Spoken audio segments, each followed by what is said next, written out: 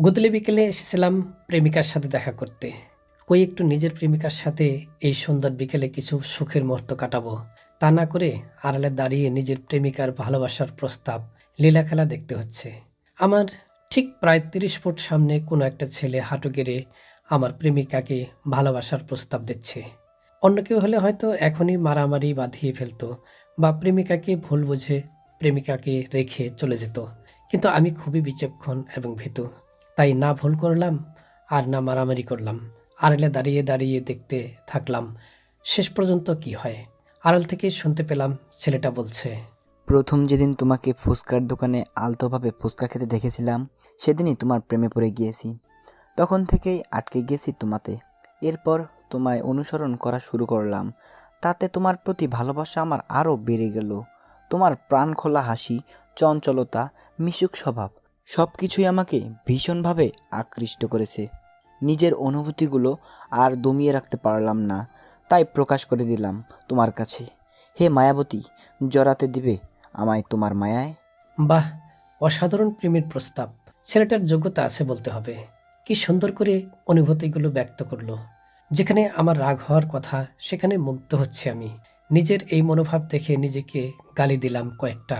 সেই যাই হোক, আমি এতটুকু নিশ্চিত যে আমার প্রেমিকা আনহা প্রস্তাবটি গ্রহণ করবে না, সরাসরি না করে দিবে।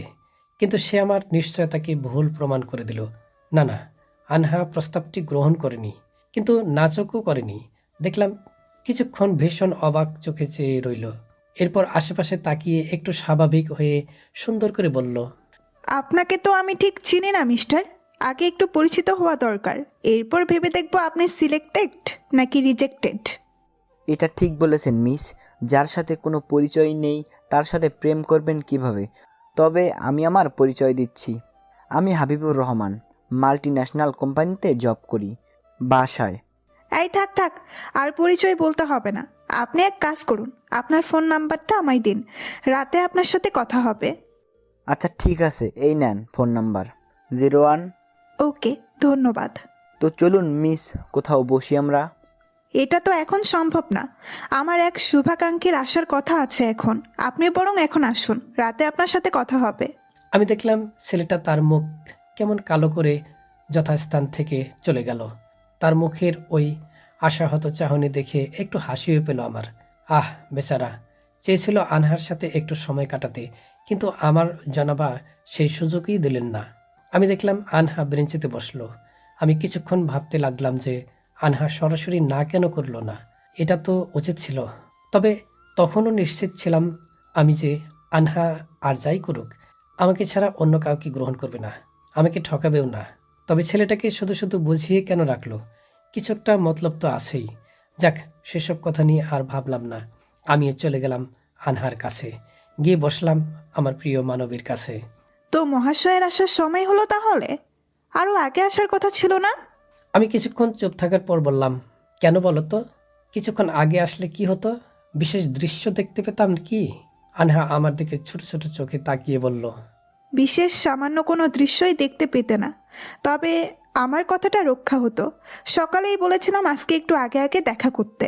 আসলে কি বলতো, আমি সরকারি কোনো বড় পদে বা মাল্টি ন্যাশনাল কোম্পানিতে চাকরি করি না, কিংবা ডাক্তার ইঞ্জিনিয়ারও নই যে হুটহাট কোনো কারণ দেখিয়ে টুক করে তোমার সাথে দেখা করতে চলে আসব আর উপরমহল থেকে আমার কারণের গুরুত্ব দিবে। সামান্য 25,000 টাকা বেতনের ফার্মাসিস্ট আমি, ছুটি পেতে ভীষণ বেগ পেতে হয়। এগুলো বোঝা উচিত তোমার। আচ্ছা বুঝলাম, কিন্তু তুমি এভাবে কথা বলছো কেন? কেমন যেন হিংসা হিংসা গন্ধ পাচ্ছি। আমি তো প্রতিদিন এভাবেই কথা বলি। তুমি হয়তো আজ অন্য কারো কথা খুব মনোযোগ দিয়ে শুনছিলে, যার কারণে আমার কথার ধরন তার মতো মনে হচ্ছে। কারোর কথাই মনোযোগ দিয়ে শুনিনি আমি। আচ্ছা এসব বাদ দাও, আজকে মজার একটা ঘটনা ঘটেছে জানো সকালবেলা। আনহা কথার ঝুড়ি খুলে বলল। আর আমি ভাবছি আনহা একটু আগের বিষয়টা কেন বলছে না আমাকে, নাকি আমার থেকে গোপন করতে চাইছে। সুন্দরী হওয়ায় জীবনে কম প্রেমের প্রস্তাব পায়নি আনহা। যত প্রস্তাব পেয়েছে সবগুলোই ফিরিয়ে দিয়েছে। মধ্যখান দিয়ে টিকে গিয়েছে আমি। তবে খুব সহজে না, অনেক কাঠখড় পুড়িয়েছি আনহার প্রেমিকের জায়গাটা পেতে। কিন্তু আসল কথাটা হলো, আজকের ছেলেটাকে আনহা ফিরিয়েও দিল না, গ্রহণও করল না, শুধু শুধু বুঝিয়ে কেন রাখলো। এসব আকাশ কুসুম চিন্তা করতে করতে হঠাৎ কোমল হাতের মৃদু ধাক্কা খেলাম। এই আবিদ, কি এত ভাবছো তুমি? খুব বড় একটা কথা বলে ফেললাম। বললাম, আসলে আমার মনে হচ্ছে আমাদের সম্পর্কটা আর না রাখাই ভালো। ভেবেছিলাম আনহা খুব অবাক হবে, হতভম্ব হয়ে যাবে, তবে তা হলো না। স্বাভাবিকভাবেই বলল, তোমার কেন এমন মনে হচ্ছে? দেখো, কবে থেকেই বলে যাচ্ছি যে বিয়ে করব, অথচ করতে পারছি না। আবার আমার মাসিক ইনকামও খুব কম, তার উপর আবার তোমাকে তেমন সময়ও দিতে পারছি না, আর পারবও না। তাই বলছি যে আমাদের আলাদা হয়ে যাওয়া উচিত। আনহা এবার একটু নিচু কণ্ঠে বলল। তাহলে আলাদা হওয়ার জন্য কি হাত ধরেছিলে আমার? আমি নিশ্চুপ। আনহা আবারও বলল। চুপ করে আছো কেন, উত্তর দাও। এবারেও আমি নিশ্চুপ, কিন্তু এবার আমার পরিকল্পনাটা সফল হলো। আনহা উঠে দাঁড়িয়ে আমার কলার ধরে দাঁড় করালো, রাগান্বিত হয়ে বলা শুরু করলো। আলাদাই যখন হবে তখন প্রেম করেছিলে কেন? 2 বছর ধরে প্রেম করে রঙিন স্বপ্ন দেখিয়ে একসাথে থাকার প্রতিশ্রুতি দিয়ে এখন মনে হচ্ছে আলাদা হওয়া দরকার, তাই না? আর তুমি কি ভেবেছো যে আমি বুঝতে পারি না তোমার এমন মনে হওয়ার কারণ? আনহা কিছুক্ষণ থামলো, ঢুক গিলে নিঃশ্বাস নিল, আবার বলতে শুরু করলো। এখন জেলাসি হচ্ছে, জ্বলছে। আসল জায়গায় তো জেলাসি দেখাতে পারলে না। কেমন প্রেমিক তুমি! চোখের সামনে প্রেমিকাকে অন্য একজন প্রেমের প্রস্তাব দিচ্ছে আর তুমি লুকিয়ে লুকিয়ে তা দেখছো। ন্যূনতম ব্যক্তিত্ববোধ নেই তোমার? তখন কিছু না বলে এখন আমায় কথা শোনাচ্ছ যে আমাদের আলাদা হয়ে যাওয়া উচিত, তাই না? এবার পুরোপুরি থামলো আনহা। মেয়েটা হাঁপিয়ে গিয়েছে বেশ। আনহা কলার ছেড়ে দিয়ে পুনরায় বেঞ্চিতে বসলাম আমিও। ভাবতে লাগলাম, বেশি করে ফেলেছি। পরক্ষণেই মনে হলো না, কিচ্ছু বেশি হয়নি, উল্টো আনহাই বেশি করেছে। ছেলেটিকে রিজেক্ট না করে মহা অন্যায় করে ফেলেছে। তবে এতটুকু বুঝলাম, আমি যে সেখানে উপস্থিত ছিলাম তা আনহা দেখেছিল। আমার থেকে প্রত্যাশা করেছিল হয়তো আমি ছেলেটিকে আটকিয়ে বলবো যে, ভাই, যেই মেয়েটিকে তুমি ভালোবেসে ফেলেছ সেই মেয়েটি আমার মায়ার বন্ধনে বন্ধী, তাই তুমি আসতে পারো। কিন্তু আমি এমন কিছুই করিনি। এই কারণে আনহা আমায় দেখানোর জন্য রিজেক্ট করলো না। কিন্তু হতভাগা আমি তো বুঝতেই পারিনি যে আনহা আমায় দেখে নিয়েছে। যাই হোক, অনেকদিন আনহার সাথে দুষ্টুমি করা হয় না, তাই আজকের সুযোগটি হাতছাড়া করলাম না। বললাম, ছেলেটিকে কিন্তু গ্রহণ করতে পারতে আনহা। ছেলেটা আমার থেকে সব দিক দিয়ে এগিয়ে, মাল্টি ন্যাশনাল কোম্পানিতে জব করে, দেখতেও সুদর্শন, আবার কি সুন্দর করে তোমায় প্রেমের প্রস্তাব দিল, এভাবে তো আমিও দেইনি। আরো রেগে গেল আনহা। উঠতে নিলেই চেপে ধরে বসিয়ে দিলাম। বেশ কাছে টেনে নিয়ে সরল কণ্ঠে বললাম, আমি জানতাম তুমি ছেলেটিকে গ্রহণ করবে না। এটা দেখার জন্যই গাছের আড়ালে দাঁড়িয়েছিলাম। কিন্তু যদি বুঝতে পারতাম যে তুমি আমায় দেখে নিয়েছ, তাহলে ওই ছেলেটিকে তো কিছু বলতেই দিতাম না। আনহা শান্ত হলো আর বলল। আমিও সরাসরি না বলতেই গিয়েছিলাম, কিন্তু যখন দেখলাম যে তুমি, তখন ইচ্ছা জাগলো তোমার রিয়াকশনটা দেখার। কিন্তু পুরা কপাল আমার, আমি তো ভুলেই গেছিলাম যে তুমি একটা হাদারাম। আসলেই আমি একটা হাদারাম। এজন্যই বলছি যে আমাদের আলাদা হয়ে যাওয়া উচিত। আবারও? না, মানে বলতে চাচ্ছি যে এই হাদারামের সাথে থেকে কি বা হবে তোমার। যাই হোক না কেন, এই হাদারামকে যেহেতু ভালোবেসেছি, এর সাথেই থাকবো আজীবন। কাছের মানুষের কাছ থেকে এরকম কথা শুনতে মন্দ লাগে না, বেশ ভালোই লাগে। আমি পরম মমতায় জড়িয়ে নিলাম আমার নিজের মানবীকে। বেশ কিছুক্ষণ গল্প করে দুজনে রওনা দিলাম নিজ নিজ বাসার উদ্দেশ্যে।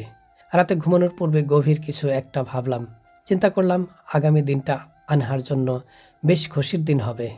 সারাদিন ব্যস্ততা কাটিয়ে আনহাকে বললাম তার এলাকায় রেস্টুরেন্টে আসতে। দীর্ঘক্ষণ অপেক্ষার পর তার দেখা মিলল, কিন্তু তাকে দেখে বেশ দুঃখ হলো আমার। কান্না করে চোখ ফুলিয়ে ফেলেছে। অমন লাবণ্যময় চেহারাটা বড্ড মলিন দেখাচ্ছে। মনে পড়ল গতকাল রাতে আমার জনাবা বেশ কয়েকবার কল দিয়েছিলেন আমাকে, ইচ্ছে করেই রিসিভ করিনি।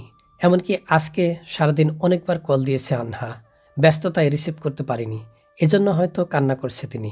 তবে এখন যেই খুশির খবরটা দিব সেটা শুনে তার মন ভালো হয়ে যাবে, এই ভেবে খানিক হেসে নিলাম মনে মনে। আনহা বসলো আমার সামনে। খাবার কই? আনহা কথা বলল না কোনো। আমি পুনরায় বললাম, কথা বলছো না কেন? খাবার কই? আনিনি। কেন আনানি? ইচ্ছে হয়নি তাই আনিনি। বড্ড নির্দয় তুমি। তোমায় যে বললাম আমি আজ দুপুরে খাইনি, এটা শুনে একটু মায়া হলো না তোমার? রেস্টুরেন্ট অহরহ খাবার আছে, খেয়ে নাও, না হলে বাসায় গিয়ে খেয়ে নিও। এখন যেই জরুরি কথা বলতে ডেকেছো সেটা বলো। জরুরি কথা তো বলবো, অবশ্যই বলবো, কিন্তু তার আগে বলো কি হয়েছে তোমার? এমন স্যাড মুডে কথা বলছো কেন? তা জেনে তুমি কি করবে? আমাকে তো জানতে হবে। প্রেয়সী না তুমি আমার? ও, আমি তোমার প্রিয়সী? আজকে এতবার যখন কল দিলাম তখন মনে ছিল না প্রিয়সী কল দিচ্ছে, রিসিভ করতে হবে? আসলে আনহা আজকে খুব ব্যস্ত ছিলাম। হাসপাতালে রোগী ছিল প্রচুর। ওদের স্লিপ দিতে দিতে কথা বলার সময় হয়ে ওঠেনি। তোমার এই ব্যস্ততার মধ্যে দিয়ে কত বড় ঘটনা ঘটে গিয়েছে জানো তুমি? উক্ত কথাটা বলেই জনাবা কান্না করে দিলেন। ভীষণ আশ্চর্য হলাম। বুঝলাম আজ বড় কিছু হয়েছে। এও বুঝলাম ভালো কিছু হয়নি।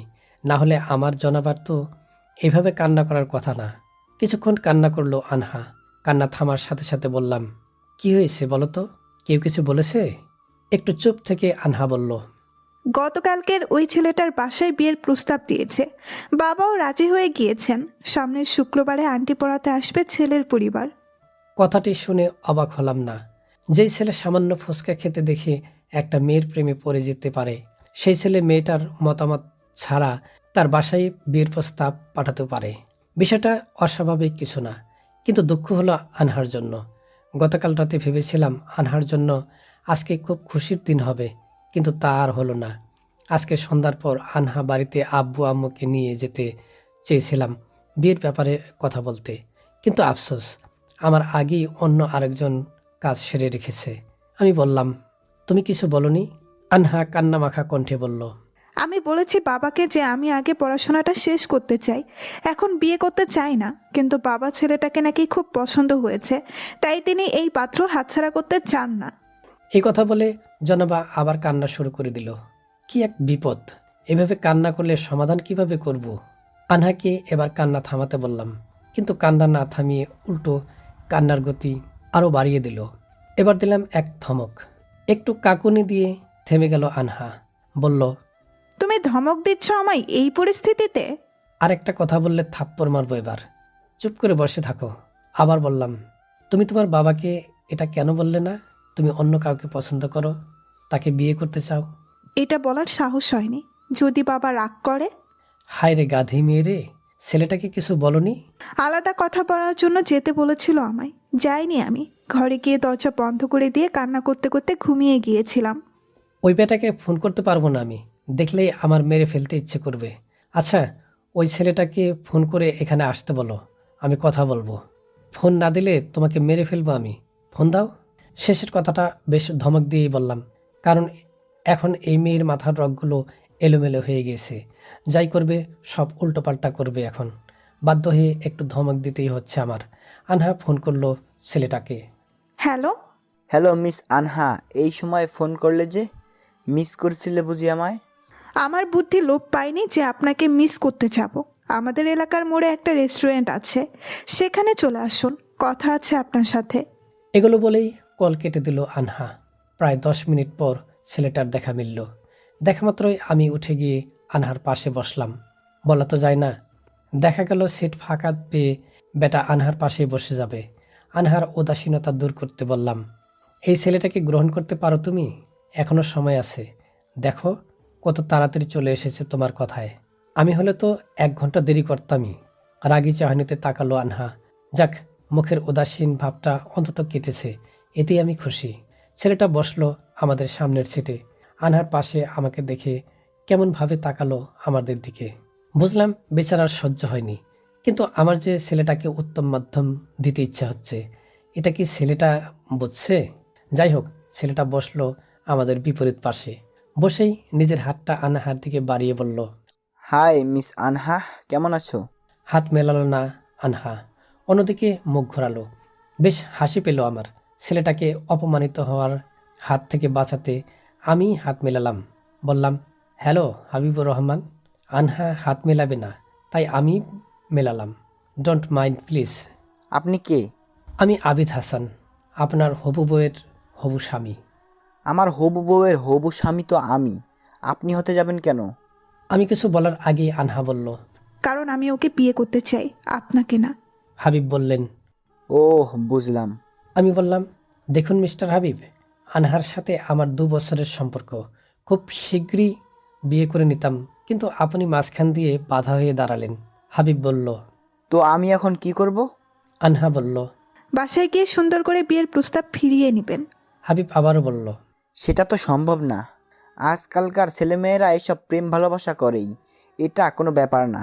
আসল ব্যাপার হচ্ছে তোমাকে খুব ভালোবেসে ফেলেছি আমি, আর আমি যে জিনিসটা পছন্দ করি সেটা নিয়েই ছাড়ি আমি। ভেবেছিলাম সামনের শুক্রবার এঙ্গেজমেন্ট আর সামনের মাসে বিয়ে করব, কিন্তু এখন দেখছি সব কিছু এই সপ্তাহে সেরে ফেলতে হবে। মেজাজ বিগড়ে গেল আমার। আনহা কিছু বলবে তার আগেই আনহার হাত ধরে উঠে চলে গেলাম সেখান থেকে। যাওয়ার সময় বললাম, এতদিন হয়তো যেসব জিনিস চেয়েছেন সবই পেয়েছেন, কিন্তু এখন যা চাইছেন সেটা কোনো জিনিস নয়। সে একজন মানুষ এবং আরেকজনের পছন্দ করা মানুষ। তাই আপনার এই চাওয়াটা কখনোই পাওয়া হবে না। আনহাকে নিয়ে বাইরে এসে কাছাকাছি একটা নির্জন জায়গায় আসলাম। আনহাকে সোজাসুজি দাঁড় করিয়ে ঠাটিয়ে দিলাম এক থাপ্পড়। মেয়েটা হতভম্ব হয়ে গেছে খুব।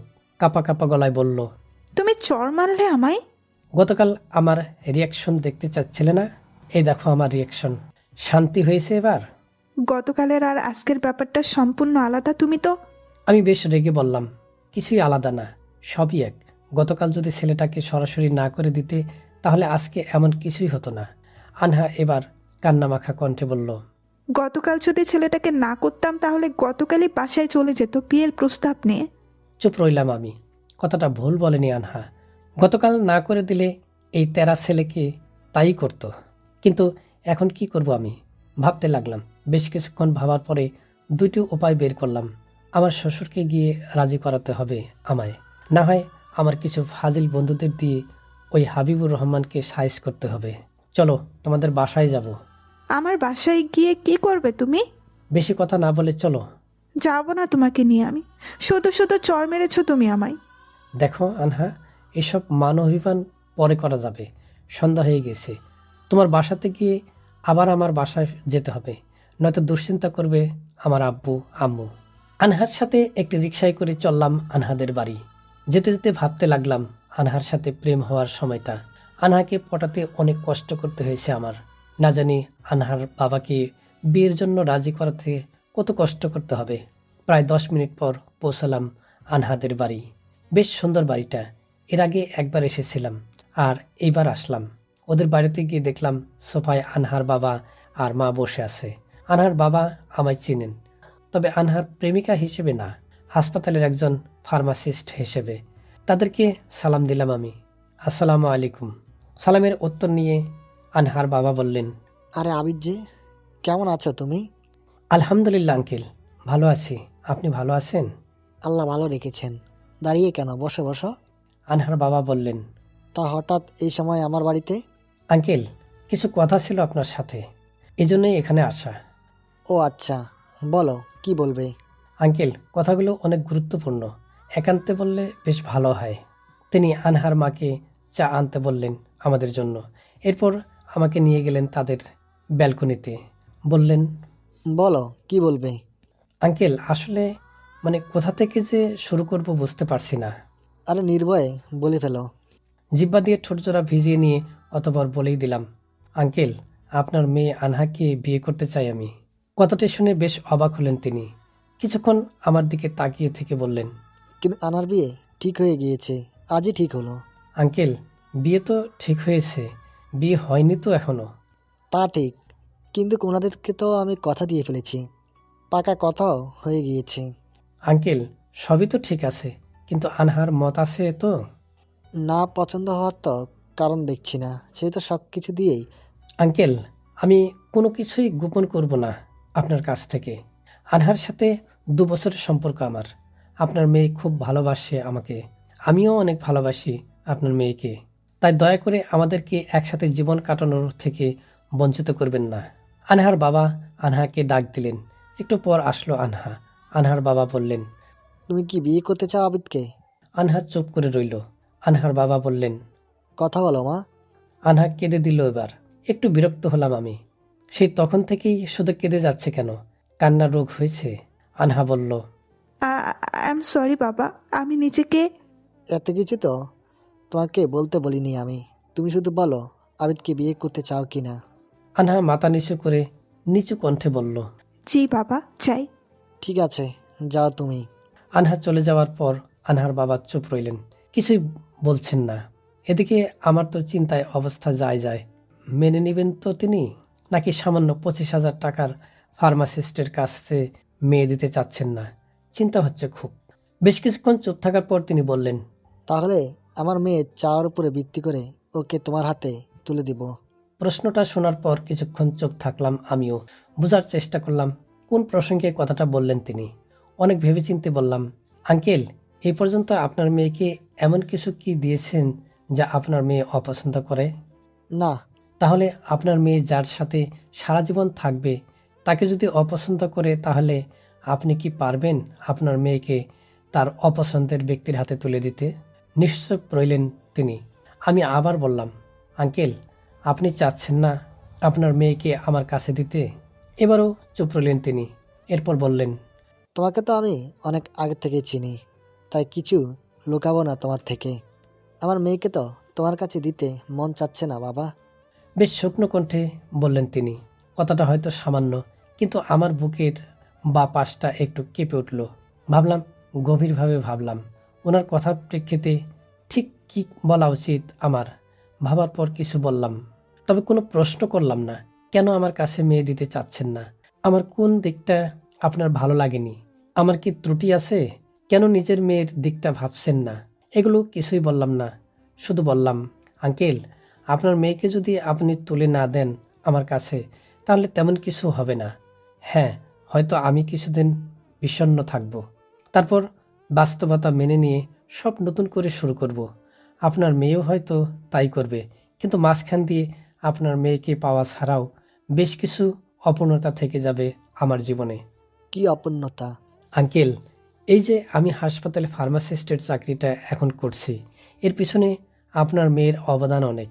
আপনার মেয়ে রোজ আমায় তাগিদ দিত যে, আবিদ, দ্রুত চাকরি খোঁজো, না হলে আমাদের একসাথে থাকা হবে না। আরও অনেক কিছু বলতো। ওর এই তাগিদেই দীর্ঘ পরিশ্রমের পর এই চাকরিটা পেয়েছি। যদি আপনার মেয়ে আমার কর্মজীবন নিয়ে গুরুত্ব না দিত, তাহলে হয়তো এখনো বেকারই থাকতাম আমি। আপনার মেয়ে আমাকে শিখিয়েছে কিভাবে সঞ্চয় করতে হয়। তাই আপনার মেয়েকে না পেলে পরিপূর্ণ কৃতজ্ঞতাটা জানাতে পারবো না। আপনার মেয়ের খুব শখ তাজমহল ঘুরতে যাওয়ার। আমি প্রতিশ্রুতি দিয়েছিলাম ওকে তাজমহল ঘুরতে নিয়ে যাব। আপনার মেয়েকে না পেলে এই প্রতিশ্রুতিটি রাখতে পারবো না। আপনার মেয়ের স্বপ্ন ছিল সমুদ্রের পাড়ে আমার সাথে রাতের আধারে হাত ধরে ঢেউয়ের কিনারা দিয়ে হাঁটবে। আমিও প্রতিশ্রুতি দিয়েছিলাম ওর এই স্বপ্ন পূরণ করব। আপনার মেয়েকে না পেলে এই প্রতিশ্রুতিও রাখতে পারবো না। আঙ্কেল, আপনি হয়তো আমার মাসিক ইনকামকে বিবেচনা করে আপনার মেয়েকে আমার সাথে বিয়ে দিতে চাচ্ছেন না। হ্যাঁ, এটা ঠিক। আপনার মেয়েকে আমি বিলাসিতা জীবন উপহার দিতে পারবো না। কিন্তু আঙ্কেল, আমি আপনার মেয়ের সমস্ত আবদার পূর্ণ করার সর্বোচ্চ চেষ্টা করব ইনশাল্লাহ। দয়া করে আমার প্রতিশ্রুতিগুলো পূরণ করার সুযোগ দিন।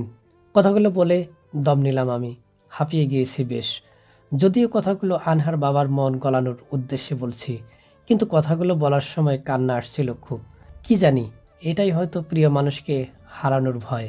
আনহার বাবা বেশ মনোযোগ দিয়ে কথাগুলো শুনছিলেন, কিন্তু কিছুই বললেন না। আমি আবার বললাম, আঙ্কেল, এভাবে চুপ থেকে আমার অস্থিরতা বাড়িয়ে দেবেন না, কিছু বলেন। দেখলাম এরই মধ্যে আনহার মা দুটো চায়ের কাপ নিয়ে প্রবেশ করলেন ব্যালকনিতে। আনহার বাবা চায়ের কাপটা নিলেন, আমাকেও বললেন। চাটা খাও আবিদ, বিস্কুট দিব? আমি বললাম, না আঙ্কেল, ঠিক আছে। আনহার মা চলে যেতে নিলে বাধা দিলেন আনহার বাবা। বললেন, দেখা তো আরা, মেয়ের জামাইকে পছন্দ হয় কিনা। চায়ের কাপে চুমুক দিয়েছিলাম একটু। আনহার বাবার উক্ত কথা শুনে বেশি চুমুক দিয়ে ফেলেছি। ঠোঁটটা পুড়ে গিয়েছে খানিকটা, কিন্তু অধিক খুশির জন্য ঠোঁট পোড়াটা অনুভব করতে পারলাম না। মনে হচ্ছে বিশ্ব জয় করে ফেলেছি। কিন্তু কথাটা শুনে আনহার মা খুব অবাক হলেন। আনহার বাবাকে বললেন। কি বলছো? বুঝতে পারছি না। আনহার বাবা বললেন, সোজা বাংলাতে তো বলেছি, না বোঝার তো কথা না। বলেছি মেয়ের জামাইকে পছন্দ হয় কিনা দেখো। এটা হচ্ছে আমাদের মেয়ের জামাই। আনহার মা বললেন, আজকে দুপুরেই তো পাত্রপক্ষের কাছে মেয়ের বিয়ে ঠিক করলি, এখন আবার ওকে মেয়ের জামাই বলছো কিভাবে? আহা, তখন তো জানতাম না তোমার মেয়ের প্রেমিক আছে। জানলে তো তখন না করে দিতাম তাদেরকে। এই দেখো, তোমার মেয়ের প্রেমিক আনার বিয়ের খবর পেয়ে চলে এসেছে বিয়ের প্রস্তাব নিয়ে। আমাদের মেয়েকে কত ভালোবাসে দেখেছো? আনহার মা তাকালেন আমার দিকে, সামান্য হাসি দিয়ে বললেন, খুব পছন্দ হয়েছে। এই বলে চলে গেলেন ব্যালকনি থেকে। বেশ লজ্জা পেলাম আমি। এখন আনহার বাবার সামনেও দাঁড়াতে লজ্জা লাগছে। আনহার বাবা বললেন, তাহলে কবে আসছো পরিবারকে নিয়ে? ক্ষীণ কণ্ঠে বললাম, আঙ্কেল আপনি বললে কালকেই চলে আসবে। না, কালকে নয়, তুমি বরং পরশু আসো। একেবারে আন্টি পরাণের প্রস্তুতি নিয়ে এসো তোমরা। ঠিক আছে আঙ্কেল। একটু চুপ থেকে আবার বললাম, একটা কথা বলবো আঙ্কেল। হ্যাঁ বলো। আপনার মেয়েকে পটাতে খুব কষ্ট করতে হয়েছিল আমার। ভেবেছিলাম আপনাকে পটাতেও বেশ বেগ পেতে হবে, কিন্তু না, খুব সহজেই পটে গিয়েছেন আপনি। আনহার বাবা হাসলেন, প্রাণ খোলা হাসি। হাসলাম আমিও। সেই কখন থেকে আবোল তাবোল চিন্তা ঘুরপাক খাচ্ছিল মাথায়, এখন দূর হয়েছে সেসব। আমি আবার বললাম, আঙ্কেল আপনার মেয়ের সাথে এখন একটু দেখা করতে পারি? আনহার বাবা অদ্ভুত চোখে তাকালেন আমার দিকে। আমিও বললাম, না মানে আঙ্কেল, আপনার মেয়ে খুব চিন্তিত আছে তো, তাই আর কি। আবারও হাসলেন তিনি, বললেন, ঠিক আছে, যাও। আমি চলে গেলাম আনহার ঘরে। গিয়ে দেখলাম আনহা তার মায়ের কাঁধে মাথা রেখে বসে আছে। আনহার মাকে দেখে একটু থতমত খেলাম। বললাম, আসলে আন্টি। সমস্যা নেই বাবা, তোমরা কথা বলো, আমি গিয়ে দেখি তোমার চাচা কি করছে। আনহার ঘর থেকে বের হয়ে গেলেন আনহার মা। আমি আনহার পাশে বসলাম, হতাশ কণ্ঠে বললাম, অনেক চেষ্টা করলাম বুঝলে, কিন্তু তোমার বাবা কিছুতেই রাজি হলেন না। আনহা বিরক্ত চোখে তাকালো, বলল, মিথ্যা বলে লাভ নেই, বাবা যে রাজি হয়েছে মা বলেছে আমাকে। ওহ, কিন্তু আমি তো বিয়ে করছি না তোমায়। আমিও বিয়ে করছি না এখন। খিলখিল করে একটু হাসলাম আমি। বললাম, আচ্ছা আচ্ছা, অনেক মজা হয়েছে, এখন যেতে হবে আমায়, আসি তাহলে। এই বলে উঠতে নিলেই আনহা বলল, আবিদ, মোটেও মজা করছি না আমি। তুমি জানো কখন আমি মজা করি আর কখন সিরিয়াস থাকি। আমি সত্যি বলছি, এখন বিয়ে করতে পারবো না আমি। এখন বিয়ে করার কোনো ইচ্ছা নেই। ধপ করে বসে পড়লাম আমি। এই মেয়ে হঠাৎ এই কথা বলছে কেন? যার জন্য এত কিছু, সেই বলছে বিয়ে করবে না। আজকে মনে হচ্ছে আমার শুধু চিন্তিত হওয়ার দিন। অবাক চোখে তাকিয়ে রইলাম আনহার দিকে। আনহাকে বললাম, অবুঝের মতো কথা বলো না আনহা, এখন বিয়ে করবে না মানে? আমি অবুঝের মতো কথা বলছি না, বুঝে শুনেই বলছি এখন বিয়ে করা সম্ভব না আমার পক্ষে। তুমি অবুঝের মতোই কথা বলছো। বিষয়টা এমন মনে হচ্ছে না তোমার যে একজন ব্যস্ত মাঝিকে ডেকে আনলে নদী পার হওয়ার জন্য, কিন্তু মাঝি আসার পর বললে তুমি এখন নদী পার হবে না। তাহলে মাঝির এসে লাভ হলো কি? এই যে এতক্ষণ ধরে তোমার বাবাকে বিয়ের জন্য রাজি করালাম, এখন তুমি বলছো যে এখন বিয়ে করতে পারবে না। তো এতক্ষণ ধরে তোমার বাবাকে বিয়ের জন্য রাজি করিয়ে আমার কি লাভ হলো? বিষয়টা এমন না আবিদ, তুমি ভুল বুঝছো। ও, আমি ভুল বুঝেছি। তাহলে বিষয়টা কেমন, বোঝাও আমাকে। আবিদ, আমি বিয়ের জন্য প্রস্তুত না এখন। যদি ওই হাবিবের সাথে বিয়ে হয়েও যেত, তাহলে ওই সংসারে আমার যেই ভূমিকা থাকতো তোমাদের সংসারেও ঠিক একই ভূমিকাই থাকবে আমার। শুধু পার্থক্যটা হলো আমি হাবিবকে ভরসা করতে মেনে নিতে পারতাম না, আর তোমায় ভরসা করি, মেনে নিব তোমায়। আবিদ, একটু বোঝার চেষ্টা করো, সংসারের বিষয় বিন্দু মাত্র ধারণা নেই আমার। রান্নাবান্না পারি না আমি, কাপড় কাচতে জানি না, মাছের আঁশ ছাড়াতে জানি না, এরপর মুরগির। সংসার শুধু এসবের মধ্যেই সীমাবদ্ধ নয়। সংসার করতে হলে আরো অনেক গুণের প্রয়োজন হয়, যা তোমার মধ্যে আছে। আপাতত বিয়ের পর তোমার শুধু আমাকে সকালবেলায় চা করে দেওয়া, ভেজা চুলের পানিতে ঘুম ভাঙানো, ফজরের নামাজের সময় ডেকে দেওয়া, আর খাওয়ার সময় ব্যস্ত থাকলে খাইয়ে দেওয়া, এসব দায়িত্ব পালন করলেই চলবে। কিন্তু আবিদ, তোমার রান্না বান্না, কাপড় কাচা, মাছের আঁশ সারানো, মুরগির মাংস আলাদা করা, এগুলো কিছুই জানতে হবে না। বিয়ের পর জেনে নিবে এসব। তোমার শাশুড়ি সব শিখিয়ে দেবে। চুপ রইল আনহা, পরে বলল, এটা শুধু মুখেই বলা যায়, কিন্তু একজন বউ যদি এসব না জানে তাহলে শ্বশুরবাড়ি অনেক কথা শুনতে হয়। এই বলে একটা ভেংসি দিল আনহা। আমি বললাম, আমার চোখের দিকে তাকাও। আনহা মুখ ঘুরিয়ে নিল। আমি ওর মুখটা ধরে আমার দিকে নিলাম। বললাম, তাকাও আমার দিকে। এবার তাকালো আনহা। বললাম, বিশ্বাস করো আমাকে। করি। সত্যিই করো? তোমার বিশ্বাস না করলে কাকে করব? যদি আমায় বিশ্বাস করো, তাহলে আমার মা বাবাকেও বিশ্বাস করতে পারো। আমি তোমার কথা দিচ্ছি, আমার মা বাবা তোমায় রান্না বান্না কাপড় কাচা না জানা নিয়ে কিচ্ছু বলবে না, আর যদি বলেও সেটা আমি ম্যানেজ করে নেব। তোমার বাবা মা না হয় কিছু বললো না, কিন্তু অন্যরা তো। তুমি অন্যদের বউ হবে না, তুমি বউ হবে আমার। তাই আমাকে নিয়ে চিন্তা করো, অন্যদের নিয়ে ভাবতে হবে না। আর অন্য কেউ যদি তোমায় কিছু বলে, তখন সেটা দেখে নিব আমি যে তার বুকের পাটা কত বড়। ঠিক আছে? হাসলো আনহা। খুশির ঝলক দেখা দিল মুখমণ্ডলে, কিন্তু খুশির ঝলক মিলিয়ে গেল কিছুক্ষণ পরেই। বলল, কিন্তু আবিদ, আমার অনার্স শেষ হতে আর 1.5 বছরই তো আছে, তো বিয়েটা। বলতে দিলাম না আর। আনহার ঠোঁটে তর্জনী আঙ্গুল রেখে চুপ করিয়ে দিলাম। নিজের মুখটা নিয়ে গেলাম আনহার কানের কাছে। বললাম, আমায় দ্রুত বিয়ে করতে বলো, কিন্তু বিয়ে পেছাতে বলো না আনহা। তোমায় খুব কাছে পেতেই ইচ্ছে করে, গভীরভাবে ভালোবাসতে ইচ্ছে করে। বিয়ে ছাড়া এসব ইচ্ছে পূরণ করা সম্ভব না। তাই বিয়ে পেছাতে বলো না প্লিজ। নিজেকে নিয়ন্ত্রণে রাখতে কষ্ট হয় খুব। এই বলে সরে গেলাম আমি। প্রচণ্ড অবাক হলাম নিজের কাছে, কারণ এই 2 বছরের সম্পর্কে কখনো আনহার এতটা কাছে যায়নি, সাহস হয়নি। কিন্তু এখন গেলাম কি করে? হয়তো বিয়ে করব বলে সাহসটা বেড়েছে একটু। আনহার দিকে তাকালাম, দেখলাম মাথাটা নিচু করে রেখেছে, মুখের 2 চোয়াল লাল হয়ে গেছে। হওয়ারই কথা, লজ্জা পেয়েছে ভীষণ। আমি বললাম, আগামী পরশুদিন তৈরি থেকো, দেখতে আসবে তোমায়। ঘর থেকে বের হওয়ার সময় আনহা দাঁড়াতে বলল, নিচু কণ্ঠে বলল, খাবে না? মানে? ফোনে না বললে যে দুপুরে কিছু খাওনি? যখন খাবার আনতে বললাম তখন তো আনলে না। একবারে বাসায় গিয়েই খাবো। ভালো থেকো, আসি। আনহার বাবা মার কাছ থেকে বিদায় নিলাম। তারাও খেতে বলেছিল অনেকবার। তারা দেখিয়ে বেরিয়ে পড়ছি। চললাম নিজের বাসার উদ্দেশ্যে। বাসায় গিয়ে ফ্রেশ হয়ে আগে খেয়ে নিলাম। খাওয়ার পরে গেলাম আম্মুর কাছে। আম্মুর পাশে বসলাম। আব্বু ড্রয়িং রুমে টিভি দেখছে। অনেকক্ষণ যাবৎ বসে আছি, কিন্তু বলতে পারছি না কিছু। বেশ জড়তা কাজ করছে। কখন থেকে বসে আছিস? কিছু বলবি? কিছু বলার থাকলে বল। হ্যাঁ আম্মু, বলার জন্যই এসেছি। চুপ থাকলাম অনেকক্ষণ। আম্মু হয়তো বুঝতে পারলেন বিষয়টা। বললেন, যা বলার নির্ভয়ে বল, নিজের বান্ধবী ভেবে বলে ফেল। হাসলাম একটু। বললাম, আম্মু, একটা মেয়েকে পছন্দ করেছি। মেয়ের বাবা মাও রাজি। এখন শুধু তোমাদের মতামত প্রয়োজন। আম্মু হাসলেন। দেখলাম চোখে মুখে খুশি উপচে পড়েছে। বললেন, এত এত মেয়ে দেখলাম, একটাও পছন্দ হলো না। এখন আবার কোন মেয়েকে পছন্দ হলো? পছন্দ কি এখনই করেছিস, নাকি আগে থেকেই পছন্দ ছিল? একটু ঠাট্টা করে বললেন কথাটা। বুঝলাম আম্মু বুঝে ফেলেছে ব্যাপারটা। লুকলাম না কিছু।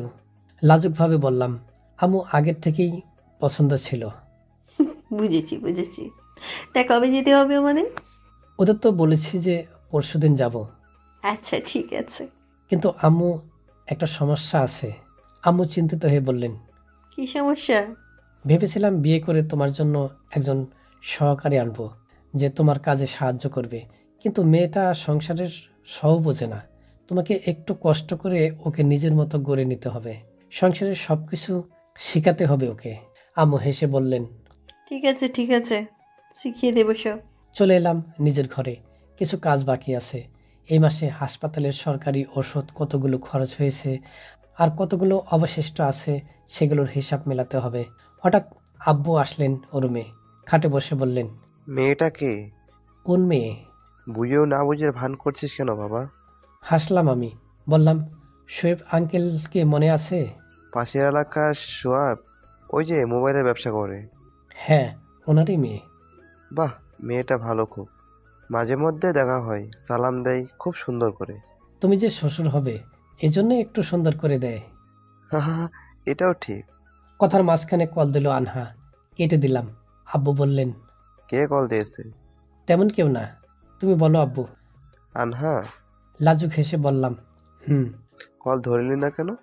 পরে কথা বলে নিব আব্বু, তুমি বলো। কত বছরের প্রেম? এটাও জানতে হবে তোমার? জানতে পারি না? 2 বছরের সম্পর্ক। এতদিনের সম্পর্ক, অথচ টেরই পেলাম না। প্রেম কি টের পাওয়ার জিনিস নাকি? এটা গোপন থাকে। যারা গোপন রাখতে পারে না, ওদের প্রেম কখনো প্রেম না। প্রেম যে করেছি সেটা প্রেমিক, প্রেমিকা আর আল্লাহ ছাড়া কেউ জানবে না। আচ্ছা কাজ কর, ঘুমাতে গেলাম। আব্বু চলে গেলেন।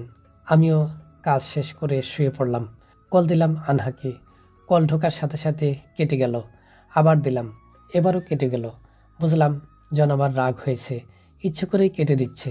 তবে আমিও কি কম, লাগাতার কল দিতে থাকলাম।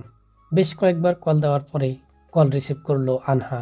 বলল ঘুম পাচ্ছে খুব, আগামীকাল কল দিন। বলেই কল কেটে দিল। হঠাৎ আপনি করে বলছে কেন?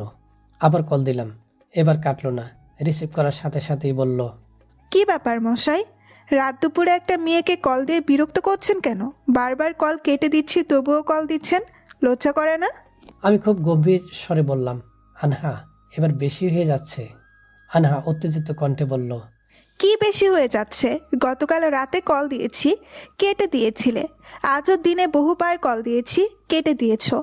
সবই ঠিক আছে, কিন্তু মাত্র কল দিলাম, তখনও কেটে দিয়েছো। কি ভাবো নিজেকে? হ্যাঁ, ব্যস্ততা শুধু তোমারই থাকতে পারে, আমার থাকতে পারে না? আনহা ঘরে তখন আব্বু ছিল, আব্বুর সাথে কথা বলছিলাম আমি। শান্ত হলো আনহা, স্বাভাবিক হয়ে বলল। ও, আগে বললেই পারতে। আমিও এবার রাগী কণ্ঠে বললাম, বলার সুযোগ দিয়েছো তুমি। আচ্ছা বাদ দাও। বাদ দেবো কেন? আমি হলে তো তেলে বেগুনে জ্বলে উঠতে তুমি। শেষমেশে সরি বলে কান ধরে এই করে সেই করে ঠান্ডা করা লাগতো তোমাকে। তুমি কি এখন ঝগড়া করতে চাচ্ছ আমার সাথে? না, তাহলে এই বিষয় বাদ দাও। কি করছো এখন? ভাবছি, কি ভাবছো? তোমার কথা ভাবছি। তোমার সাথে যখন থাকি, কথা বলি, তখন সময়গুলো খুব তাড়াতাড়ি কেটে যায়। তাই? সবসময় বড্ড মিস করি তোমাকে। তোমার এই লাবণ্য মুখ সারাক্ষণ দেখতে ইচ্ছে করে। বাহ, এত প্রেম! ইস, এই যে তুমি হাসলে, মনে হচ্ছে প্রকৃতির জন্য দোল খাচ্ছে। ফ্ল্যাটিং করা হচ্ছে? আমার অনুভূতি প্রকাশ যদি তোমার ফ্ল্যাটিং মনে হয়, তাহলে আমি কি করব বলো? তা এতদিন কই ছিল তোমার অনুভূতি প্রকাশ? সব সময় তো নিরামিষ আচরণ করতে। আনহা, দিন দিন শুকিয়ে যাচ্ছ। ভালো মতো খাওয়া দাওয়া করো, ভালো মতো পড়াশোনা করো, খারাপ মেয়েদের সাথে মিশবে না, ছেলেদের থেকে দূরে দূরে থাকবে। এগুলো ছাড়া তো মুখ দিয়ে কথাই বের হতো না। মাঝে মাঝে নিজেই অবাক হতাম যে এমন নিরামিষ মার্কা লোকের সাথে প্রেম করি আমি। এতদিন তো তুমি সম্পর্কে আমার প্রেমিকা ছিলে, এখন তো তুমি আমার বউ হতে যাচ্ছ। তো হবু বউয়ের সাথে অনুভূতি প্রকাশ করব না? প্রেমিকার সাথে করা যায় না? না, তাহলে প্রেম করেছিলে কেন? চিহ্নিত করে রেখেছিলাম, যেন কেউ না নিয়ে যেতে পারে। যদি নিয়ে যেত কেউ? নিয়ে যেতে দিতাম না, এবার যেমন দেইনি। খুব ভালোবাসি তোমায়। আমিও খুব ভালোবাসি। এখন রাখি, ঘুমাতে হবে। আল্লাহ হাফেজ। আল্লাহ হাফিজ। সেদিনকার মতো ঘুমিয়ে পড়লাম। পরের দিন প্রতিদিনের মতোই কাজের ব্যস্ততায় আনহার সাথে কথা বলে এই কাজে সেই কাজে কেটে গেল। পরশুদিন গেলাম আনহাদের বাড়ি, আব্বু আম্মুকে সাথে নিয়ে। অনেক কিছুর আয়োজন করা হয়েছে আমাদের জন্য। সকলেই আমাদের আপ্যায়নে ব্যস্ত, কিন্তু আমার মন তো অপেক্ষা করছে আনহার জন্য। আনহার বাবা ভাই খাবারের নাস্তা থেকে এটা সেটা তুলে দিচ্ছে। বিরক্ত লাগছে সবকিছু। হয়তো আমার বিরক্তি টের পেলেন আনহার বা, তাই আনহার বোনকে বললেন, যাও তো সিমরান, আহানাকে নিয়ে এসো। ছটপটানিটা কমলো আমার। নিয়ে আসা হলো আনহাকে। কিছুক্ষণের জন্য স্থির হয়ে গেল আমার পৃথিবী। মেয়েটা শাড়ি পরেছে আজ। এই সর্বপ্রথম শাড়িতে আনহাকে দেখলাম। সাদা ও লালের সংমিশ্রণে শাড়িতে আবৃত আনহা। ঠোঁটে হালকা অরেঞ্জ কালারের লিপস্টিক, চোখে কাজল দেওয়া নেই, ঘন পাপড়িতে। এমনি সুন্দর আনহার চোখ, মুখে মেকআপের ছিটে ফোঁটা নেই। আমি নিষেধ করেছিলাম, এজন্যই হয়তো একটু বেশি সুন্দর লাগছে। বেশিক্ষণ তাকিয়ে থাকতে পারলাম না। অনেকেই উপস্থিত আছে, কার চোখে পড়ে যায় বলা যায় না। বড়রা কথা বলা শুরু করলেন। আব্বু আম্মু এটা ওটা জিজ্ঞেস করলেন। সবকিছুর উত্তর খুব সুন্দর করে দিল আনহা। একটু পরেই আংটি পরানো হবে। হঠাৎ করে সদর দরজা দিয়ে প্রবেশ করলো হাবিবুর রহমান ও তার সাথে এক ভদ্রলোক। আমাদের কাছে আসতেই বিকট শব্দে হাতে তালি দিতে লাগলো হাবিব নামের ছেলেটি। আনহার বাবাকে উদ্দেশ্য করে বলল, আপনাকে তো বেশ ভালো জানতাম শোয়েব আহমেদ, কিন্তু আপনি যে এভাবে আমার সাথে 2 নম্বরই করবেন ভাবতে পারিনি। উপস্থিত সবাই হতভম্ব হয়ে গিয়েছে। বিশেষ করে আব্বু আম্মু ভীষণ অবাক হয়েছে। একবার হাবিবুর রহমানের দিকে তো আরেকবার আনহার দিকে তাকাচ্ছেন। বুঝতে পারছেন না হচ্ছেটা কি। আনহা তো ভয় পাওয়ার চোখে তাকিয়ে আছে আমার দিকে। একটু চিন্তিত হলাম আমিও, এই ছেলে এখানে কি করছে? আনহার বাবা কি জানাইনি কিছু? মুখ খুললেন আনহার বাবা। কি 2 নম্বরই করেছি তোমার সাথে আমি? কথা দিয়েছিলেন আপনার মেয়ের বিয়ে আমার সাথে দেবেন, অথচ এখন অন্যজনের সাথে মেয়ের এঙ্গেজমেন্ট করেছেন। এটা কি 2 নম্বরই নয়? তোমার বাবাকে তো বলেই দিয়েছি যে মেয়েকে তোমাদের পরিবারে বিয়ে দিব না। বলেনি তোমার বাবা? না বললে জিজ্ঞেস করে দেখো, পাশেই তো দাঁড়িয়ে আছে। বলেছে, আমার বাবা বলেছে, এজন্যই বাবাকে সাথে নিয়ে এসেছি। আপনি বিয়ে ঠিক করলেন এক জায়গায়, অথচ বিয়ে দিতে চাইছেন অন্য জায়গায়। তাহলে আমাদের সাথে পাকা কথা বললেন কেন? আর আগামী শুক্রবার এঙ্গেজমেন্ট হবে, এটা বা বললেন কেন? আনহার ছোট ভাই বলল। সেই কৈফিয়ত তো আপনাকে দিব না আমরা। আপনাদের সাথে বিয়ের কথা হচ্ছিল, পরে আমাদের সিদ্ধান্ত বদলেছি আমরা। এটা তো জানানো হয়েছে আপনাদের। সিদ্ধান্ত যদি বদলেই ফেললেন, তাহলে আমাদের সাথে পাকা কথা বললেন কেন? এটা হচ্ছে আমার প্রশ্ন। এক জায়গায় বিয়ে ঠিক করে এখন অন্য জায়গায় বিয়ে দিচ্ছেন, ঠকবাজ, প্রতারক। মেজাজটা বিগড়ে গেল আমার। নিজের ভয়ঙ্কর রূপটা দেখাতে ইচ্ছে হচ্ছে খুব। উঠে গিয়ে কিছু করতে যাব, তার আগেই আনহা উঠে হাবিবুরের সামনে দাঁড়িয়ে কষিয়ে একটা চর মারল। এহেন কাজে সবাই অবাক হয়েছি আমরা। চরটা বোধহয় শরীরের সমস্ত শক্তি দিয়ে মেরেছে, কারণ বেচারা হাবিব চর খেয়ে পড়ে গিয়েছে ফ্লোরে। আনহা বেশ উঁচু গলায় বলল, একজন বাবা তার মেয়েকে কোথায় বিয়ে দিবে না দিবে সেটা আপনি ঠিক করে দিবেন না। আর তার চেয়ে বড় কথা হচ্ছে, কখনো আপনাকে বিয়ে করতাম না আমি। এই কথা আমি এবং আবিদ বলেছি আপনাকে। বাবাও বিয়ের সম্বন্ধ বাতিল করে দিয়েছে, তবুও নির্লজ্জের মতো ঝামেলা করতে চলে এসেছেন। ভালোভাবে বেরিয়ে যান বাসা থেকে, না হলে ধাক্কা দিয়ে বের করে দিতে বাধ্য হব। সেটা নিশ্চয়ই সম্মানের হবে না আপনাদের কাছে। আনহা পুনরায় সোফায় বসে পড়ল, তবে আগের সোফায় না, আমার পাশে বসলো। হাবিবুরের বাবা হাবিবকে উঠিয়ে নিয়ে চলে গেলেন। যাওয়ার সময় বলে গেলেন, আপনাদের বিরক্ত করার জন্য ও অস্বস্তিতে ফেলার জন্য খুবই দুঃখিত। ওর হয়ে ক্ষমা চাইছি আপনাদের কাছে। এই বলে প্রস্তাব করলেন তিনি। ভদ্রলোককে দেখি বোঝা যাচ্ছে এখানে আসতে চাচ্ছিলেন না তিনি, ছেলেই জোর করে এনেছে। তারা চলে যাওয়ার পর আমাদের মাঝে নীরবতা চলল, কেউ কিছু বলছে না। আমি বললাম, আমরা যেটা করছিলাম সেটা চালিয়ে যাই। এটা একটা দুর্ঘটনা মনে করে ভুলে যান আপনারা। প্লিজ সামান্য এই ঝামেলাটা নিয়ে এই আনন্দের পরিবেশটা নড়বড়ে করে দিবেন না। আমার আব্বু বললেন, আদিব ঠিক বলছে বিআই সাহেব, আমরা যা করেছিলাম সেটাই করি। আনহার বাবা বললেন, বেআইন, বেআই, কিছু মনে করবেন না আপনারা। আরে বাদ দিন তো, যান আংটিটা নিয়ে আসুন, আংটি বদলটা হয়ে যাক। আনহার মা আর ওর বোন গেল আংটি আনতে। আনহা বলল, আঙ্কেল, আন্টি, আপনারা আমার আচরণটা ভদ্রতার বা বেয়াদবি হিসাবে নেবেন না। আসলে বাবাকে নিয়ে কথা বলছিল তো, সহ্য করতে পারিনি। না মা, কিচ্ছু মনে করিনি আমরা, বরং তোমার প্রতিবাদী মনোভাবটা ভালো লেগেছে আমার। এরপর আংটি বদল হলো আমাদের। আনহা আমাকে আংটি বদলের সময় চিমটি কেটেছে খুব জোরে, ব্যথা পেলাম খুব। কি বড় নখ! প্রত্যেকবারই নখ একটু বড় হলে যে কোনো একটা ভেঙে দিই আমি, পরে সবগুলো কেটে ফেলে আবার রাখে, আবার ভেঙে দেই, কিন্তু এবার খেয়াল হয়নি আমার। আমি বললাম, এর প্রতিশোধটা নিয়ে ছাড়বো আমি। আনহা মুখ ভ্যাংচানো হাসি দিল। এরপর সবাই মনোনিবেশ করলো গল্প আড্ডায়, নানান বিষয় নিয়ে কথা বলছে। এই ফাঁকে আনহাকে ফিসফিসিয়ে বললাম, তোমার গায়ে তো খুব শক্তি, বেচারা চরের জন্য পড়েই গেল, আগে তো এমন শক্তি দেখিনি তোমার। আনহাও ফিসফিসিয়ে বলল, এখন দেখে রাখো, একদম মাথায় গেঁথে রাখো, বিয়ের পর উল্টাপাল্টা করলে এভাবেই দিব। হাসলাম আমি।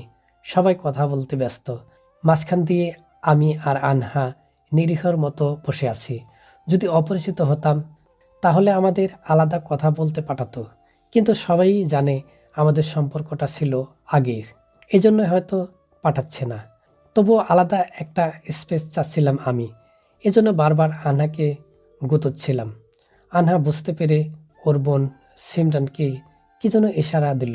সিমরান আনহার বাবাকে বলল, কাকু, আপু আর ভাইয়া শুধু শুধু বসে আছে এখানে, ওদের মনে হয় আলাদা একটু কথা বলতে দেওয়া উচিত। আনহার বাবা বললেন, ঠিক বলেছিস তো। আনা, যা জামাই বাবাকে সাথে নিয়ে যা, ঘুরে ঘুরে দেখা। আনহা বলল, সাথে নিয়ে কি করব বাবা? সাথে রোদ, এর চেয়ে আমার ঘরে নিয়ে যাই। বাহ, আমার হবু বউয়ের মাথায় বুদ্ধি আছে বলতে হবে। আনহার বাবা বললেন, কিন্তু ছাদের এক পাশে তো ছায়া আছে। আরে বাবা, আমার সাথে যেতে ইচ্ছে করছে না এখন। আনহার কথা শুনে দেখলাম আমার আম্মু ঠোঁট টিপে হাসছেন। আনহার বাবা বললেন, ঠিক আছে যা। আমি আর আনহার ঘরে চলে আসলাম। দরজা বন্ধ করে দিল আনহা।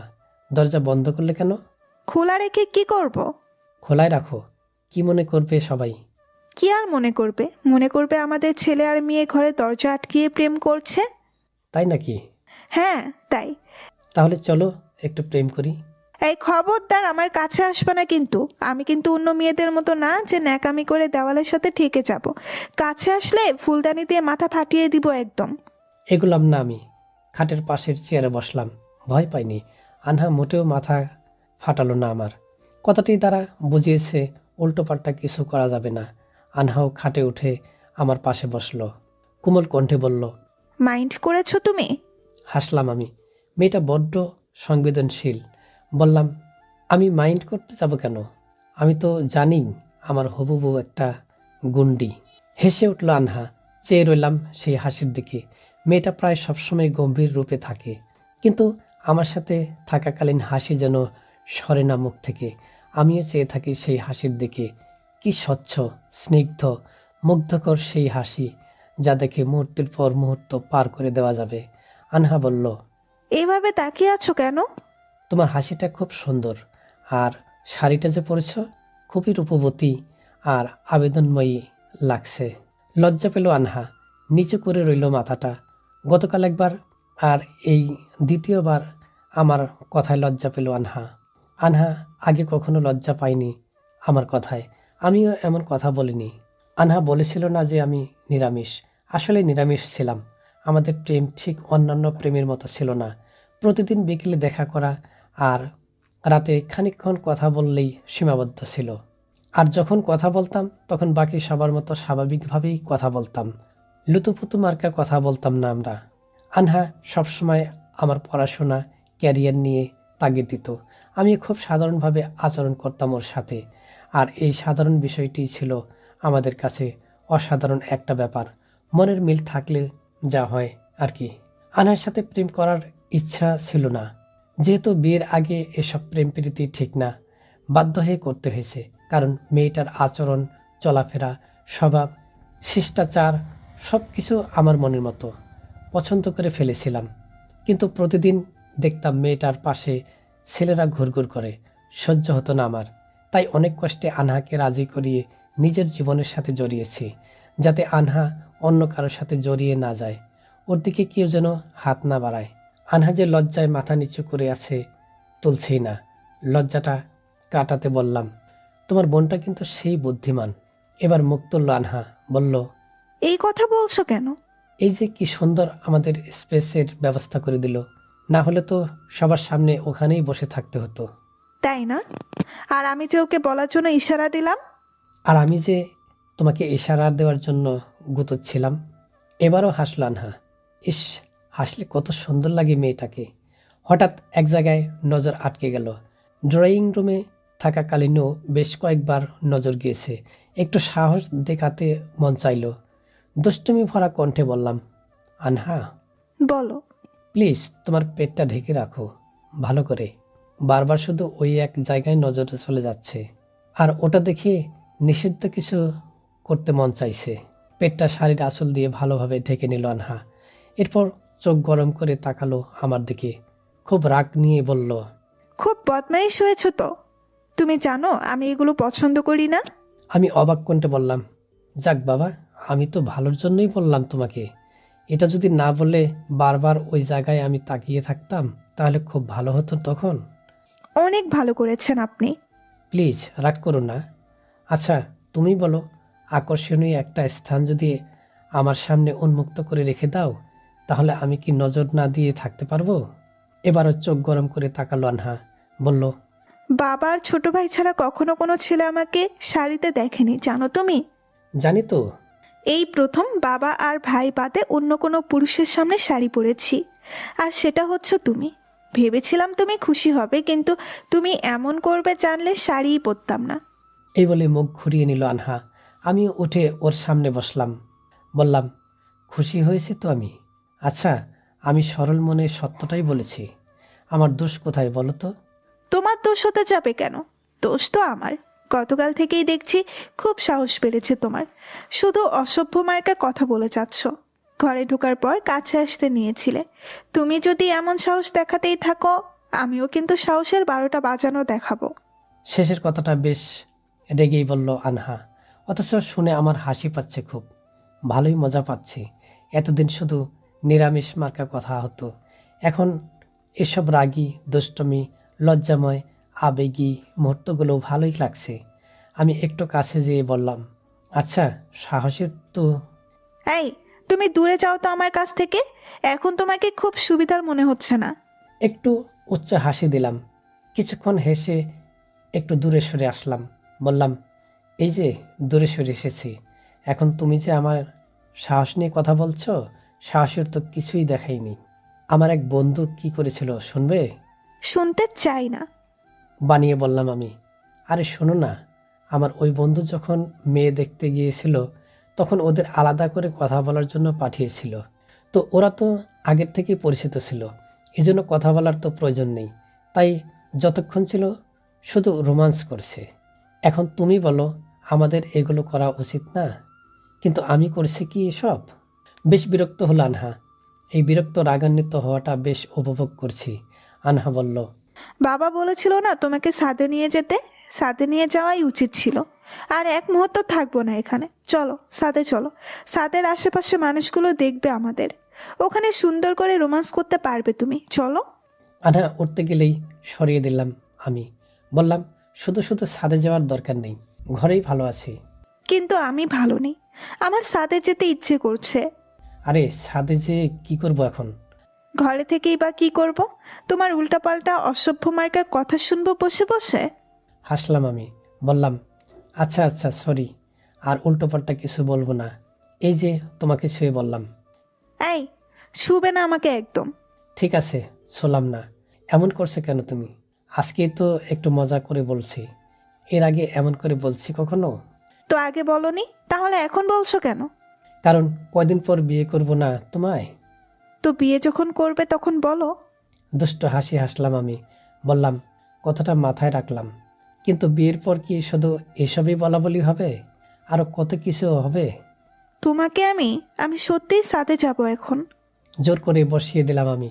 বললাম, আর বলবো না, একেবারে বিয়ের পর বলবো। এই দেখো, ভালো হয়ে গেলাম। হাসলো আনহা। বললাম, সময়টা কত তাড়াতাড়ি চলে গেল তাই না? এই তো সেদিনই তোমায় প্রেম নিবেদন করলাম, আর দেখো কয়দিন পরেই বিয়ে আমাদের। হুম। তবে এই কথাটা আজীবন মনে থাকবে আমার। তোমায় পটাতে অনেক কাঠখড় পোড়াতে হয়েছে আমার। রাজি যখন হবে তখন এত কষ্ট করালে কেন? ছেলেদের দড়ি দিয়ে ঘোরাতে ভালো লাগে তাই না? আমার কথা শুনে প্রাণ খোলা হাসি হাসলো আনহা। বলল, কোথায় দড়ি দিয়ে ঘুরিয়েছি? নাকে দড়ি দিয়ে ঘুরাবো তো বিয়ের পর। তখন তো একটু বাজিয়ে দেখেছিলাম। এত বাজিয়ে দেখার কিছু ছিল না, প্রথমেই রাজি হলে তো পারতে। সহজে রাজি হলে কোনো আনন্দ থাকতো না। আর অন্য সবার মতো তোমাকেও রিজেক্ট করতে চেয়েছিলাম, কিন্তু পারলাম না। কারণ একটু অন্যরকম ছিলে তুমি। যেমন? এই যে যত ছেলে পেলে এই পর্যন্ত প্রপোজ করেছে সবারটাই ছিল হাস্যকর।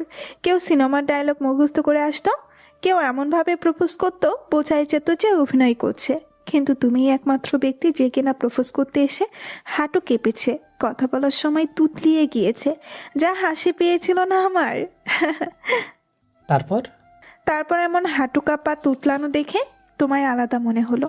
একটু খোঁজ নিয়ে দেখলাম তুমি মানুষটা ভালো। তারপর টুকটাক মিশতে শুরু করলাম তোমার সাথে। এরপর এরপর কি বলো? আনহা নিচু কণ্ঠে বলল। প্রেমে পড়ে গেলাম তোমার। কথাটা যেন শান্তি লাগলো খুব। বললাম, আগে তো বলনি কখনো যে আমার প্রেমে পড়েছো তুমি। এমন ভাব দেখাতে মনে হতো আমি জোরাজুরি করেছি বলে আমার সাথে আছো, না হলে থাকতে না। ওই যে তখন তো আমার প্রেমিক ছিলে তাই বলিনি। এখন তো আমার হবু বর, তাই হবু বরের কাছে তো বলাই যায়। নকল করা হচ্ছে আমাকে, হ্যাঁ? হাসলো আনহা। এভাবেই গল্প করতে থাকলাম আমরা। বাইরে থেকে টোকা দিল কেউ। দরজা খুলে দিল আনহা। আনহার বোন সিমরান ঘরে ঢুকলো। আমায় বলল, আপনাদের কথা বলা হয়েছে ভাইয়া? হ্যাঁ হ্যাঁ হয়েছে, মজা করে বলল। অন্য কিছু হয়নি? আনহার দিকে তাকালাম আমি। হতাশ কণ্ঠে বললাম, তোমার বোন সুযোগ দিল না তো? রাগী চোখে তাকালো আনহা। বললাম, দেখেছ তোমার বোন কেমন রাগী চোখে তাকিয়ে আছে, মনে হচ্ছে চোখ দিয়েই ভস্ম করে ফেললে। ঠোঁট টিপে হাসলো সিমরান, বলল, বিয়ের পর এমনিতেও ভস্ম হতে হবে ভাইয়া। এখন চলুন, আপনার বাবা ডাকছে, চলে যাবেন তারা। তুমি যাও, আমি আসছি। সিমরান যাওয়ার পর আনহাকে বললাম, চলে যেতে হবে। যাও, দাঁড়িয়ে আছো কেন? কিছু করতে ইচ্ছে করছে। কি করতে ইচ্ছে করছে? বলছে যে ছোট্ট করে একটু চুমু খাবো তোমায়, একটু। এত কোমল কণ্ঠে বললাম, কিন্তু জনাবা রেগে গেলেন। বলল, তুমি কি যাবে এখান থেকে? আরে এমন করছো কেন, একটুই তো। এই, যাও তো তুমি। এই বলে জোর করে বের করে দিল। ওর এমন কাণ্ডে হাসি পেল খুব। আমি জানতাম এমন করতে দিবে না আনহা। জ্বালানোর জন্য বললাম। ওর ঘর থেকে বের হয়ে সবার থেকে বিদায় নিয়ে আব্বু আম্মুর সাথে বেরিয়ে পড়লাম। দিন আসতে যেতে লাগলো, সময় এগোতে থাকলো। চলে আসলো সেই কাঙ্ক্ষিত বিয়ের দিন। আমাদের হলুদের কোনো অনুষ্ঠান হয়নি, আমি করতে দেইনি। আনহারও মত ছিল না কোনো, কারণ অন্যান্য ছেলে পেলে আমার বউকে হলুদ দেওয়ার নামে স্পর্শ করে যাবে, এটা মানতে পারবো না আমি। বিয়ের দিন খুব ভোরে কল দিল আনহা।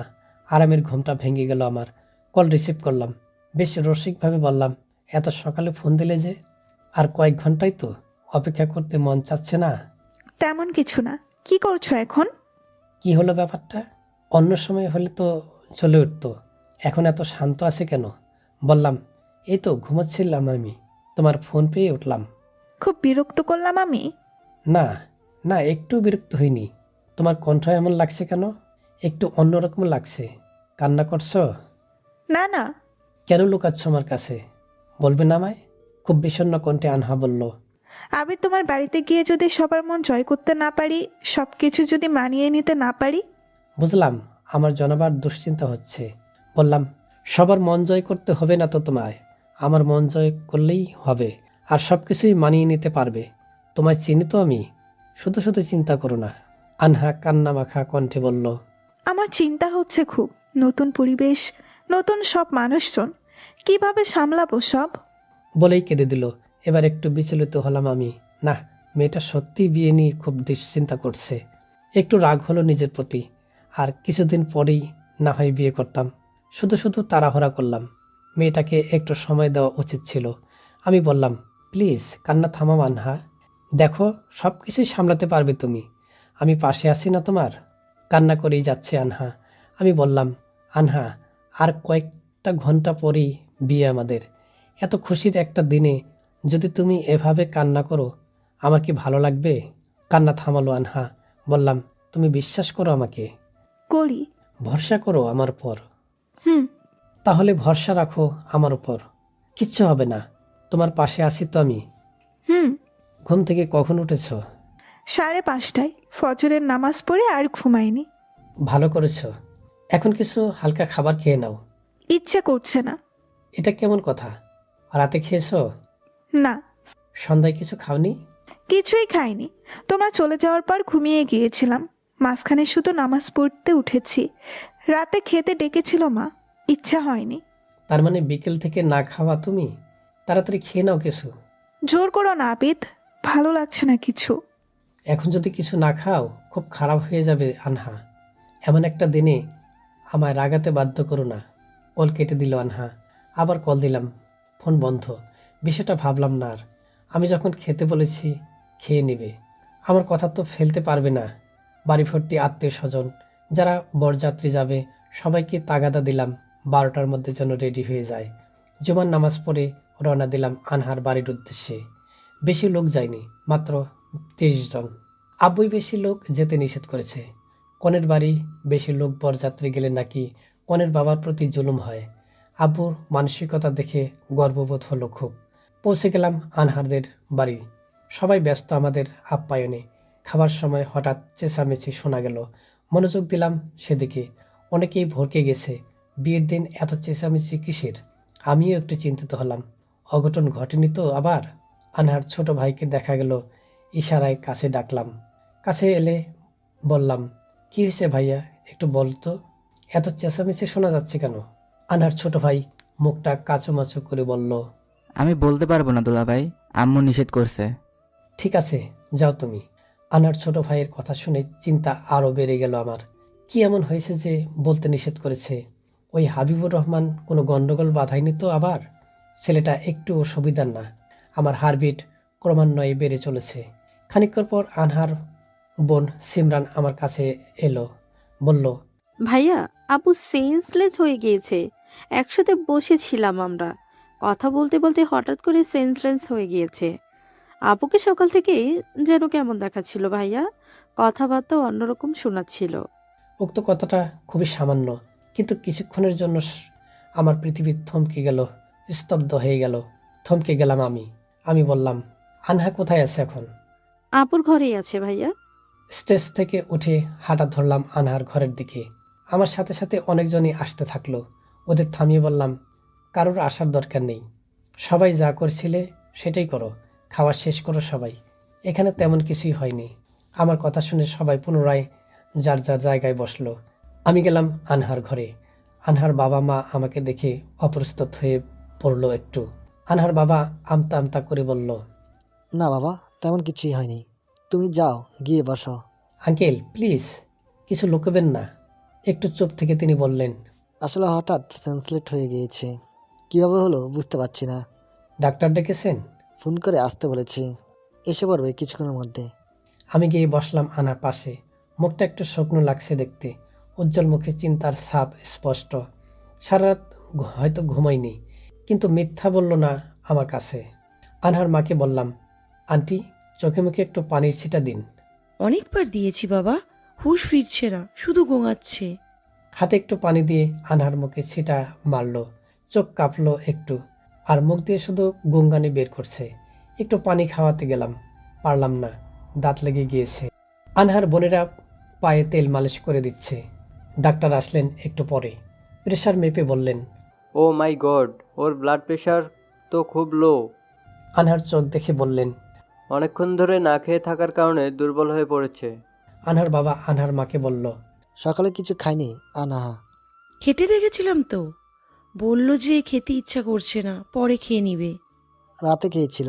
আনহার মা নত কণ্ঠে বলল, হয়তো খাইনি, ঘরের দরজা বন্ধ ছিল, বেশ কয়েকবার ডাক দেওয়ার পরেও খোলেনি।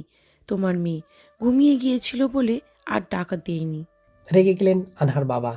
কিছু বলতে যাবেন, তার আগেই বললাম, আঙ্কেল প্লিজ, আন্টিকে কিছু বলবেন না। আন্টির কোনো দোষই নেই এখানে, দোষটা আপনার মেয়ের। কিছু বললেন না আনহার বাবা। ডাক্তার একটা ইনজেকশন পোস্ট করলেন আনহার হাতে, বললেন, চিন্তিত হওয়ার কোনো কারণ নেই। না খেয়ে থাকার কারণে আর অতিরিক্ত চিন্তার কারণে সেন্সলেস হয়ে গেছে। ইনজেকশন দিয়ে দিচ্ছি, কিছুক্ষণের মধ্যেই জ্ঞান ফিরে আসবে। জ্ঞান আসার সাথে সাথেই কিছু খাইয়ে দিবেন। ডাক্তার চলে গেলেন। কিছুক্ষণ পরেই জ্ঞান ফিরল আনহার। আনহার মা আনহাকে জোশ খাইয়ে দিলেন। আমি সবাইকে উদ্দেশ্য করে বললাম, ঘরটা একটু ফাঁকা করলে ভালো হয়, ওকে একা থাকতে দেওয়া উচিত। সবাই বেরিয়ে গেল ঘর থেকে, শুধু আনহার বাবা মা ছাড়া। আনহার বাবা বললেন, এভাবে অজ্ঞান হওয়ার মানে কি? তোমাকে কি জোর করে বিয়ে দিচ্ছি আমরা? আনহা কোনো কথা বলল না। আমি বললাম, আঙ্কেল, যদি কিছু মনে না করেন তাহলে একটু কথা বলতে চাই আনহার সাথে। এই বলে চলে গেলেন ঘর থেকে। আনহার মাও চলে গেলেন। দরজাটা একটু চাপিয়ে দিয়ে আনহার মুখোমুখি বসলাম। হতাশ কণ্ঠে বললাম, আমারই ভুল ছিল আনহা, বেশি তাড়াহুড়া করে ফেলেছি। তোমার দিকটাও ভাবা উচিত ছিল। আমি বুঝতে পারিনি যে বিয়ের চিন্তায় এই অবস্থা হয়ে যাবে তোমার। মাফ করে দাও। আর তুমি যদি বলো তাহলে এখনই বিয়ে বন্ধ করে দিতে পারি আমি। কেউ কিছু বলবে না এটা নিয়ে। I am sorry Abid. তুমি সরি বলছো কেন? সরি তো আমি বলবো। একটা কথা জানো, এতদিন মনে হতো আমাকে তুমি খুব বিশ্বাস করো, ভরসা করো। আফসোস, ভুল ছিলাম আমি। আনহা কান্না কণ্ঠে বলল, এমনভাবে বলো না প্লিজ। ভরসা করি তো তোমাকে, বিশ্বাস করি তো তোমাকে। আমার তো মনে হয় না। ভরসা করলে তো এভাবে বিয়ের চিন্তায় না খেয়ে অজ্ঞান হয়ে যেতে না। আবিদ, প্রত্যেকটা মেয়েই বিয়ে নিয়ে চিন্তা হয় খুব। হ্যাঁ তা হয়, কিন্তু তোমার মতো অজ্ঞান তো কেউ হয় না। আনহা নিচু কণ্ঠে বলল, সরি বলেছি তো আমি। সরি বললে কি সবকিছু হয়ে যাবে? তোমার এই অবস্থার জন্য নিজের বিবেকের কাছে অপরাধী হয়ে গিয়েছি আমি। এতক্ষণে হয়তো আব্বু খবর পেয়ে গিয়েছে এখানকার। বাসায় গিয়ে কি জবাব দিব আমি? ভালো থেকো, আসি আমি। এই বলে উঠে গেলাম। আনহা বলল, আসি মানে? আসি মানে চলে যাচ্ছি। সময় দিলাম তোমাকে। কিভাবে সংসার সামলাতে হয়, মানিয়ে নিতে হয়, রান্না করতে হয়, কাপড় কাচতে হয়, এগুলো শিখে নিও। শেখা হয়ে গেলে বলো আমাকে, তখন বিয়ে করতে আসবো আমি।